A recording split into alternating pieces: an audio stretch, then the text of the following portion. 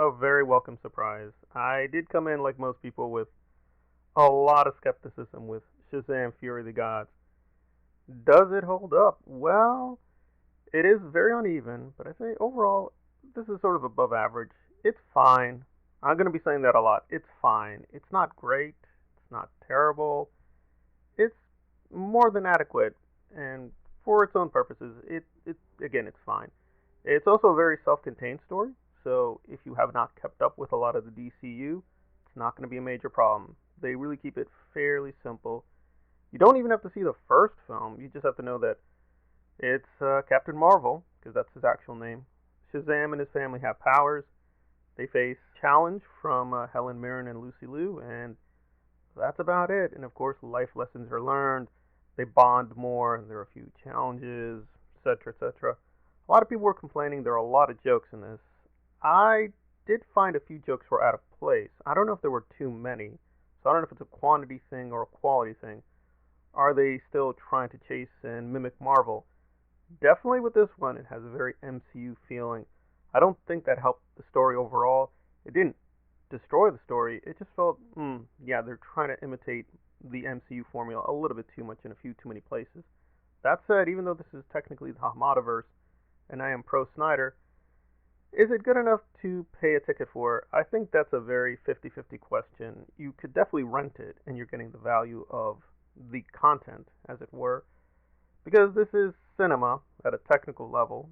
There are a few places the special effects really shine, and it's already been spoiled, and this is a no spoilers review, but we kind of know, yeah, there's a dragon.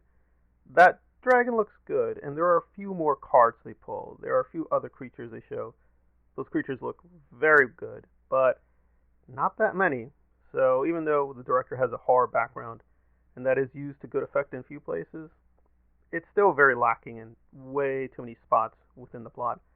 I guessed about most of the major twists that they have, but I would be honest and say I thought the twist was going to go a certain way, and instead it went the other way. So there are a few surprises, even if you know the genre of superheroes and fantasy. You will be surprised in a few places, and yes, there is a very big cameo. Won't spoil it completely, but yes, this person does show up. I thought it was pretty well balanced what they did with her, and that was pretty enjoyable. It was really good. And I do think they did make the right choice with Shazam with Zachary Levi. However, I do think in retrospect they don't have the right approach. Like there's a lot of things they improved from the first film. For instance, just the costumes looked really silly with the first one. The muscles were way too big and unrealistic. Here they toned that down, so the costumes look a lot better. Again, they had time to work on the special effects, but the central story is just very iffy.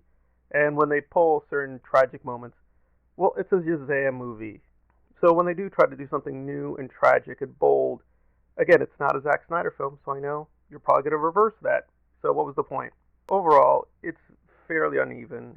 It is nice. It's fine. You'll enjoy most of it. It's very family friendly. But really, there weren't any aspects that were outstanding, except a few minor performances. Those were fun. And there are a lot of Easter eggs. If you do pay attention, you'll be rewarded if you kept touch with the DCU. That was interesting. But overall, it's just the essence of an above average superhero film, but it doesn't do anything groundbreaking.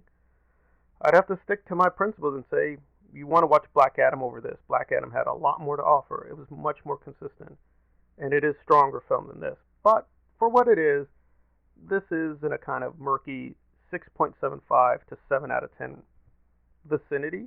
If that's good enough for you, then by all means pay for it, or just wait to rent it.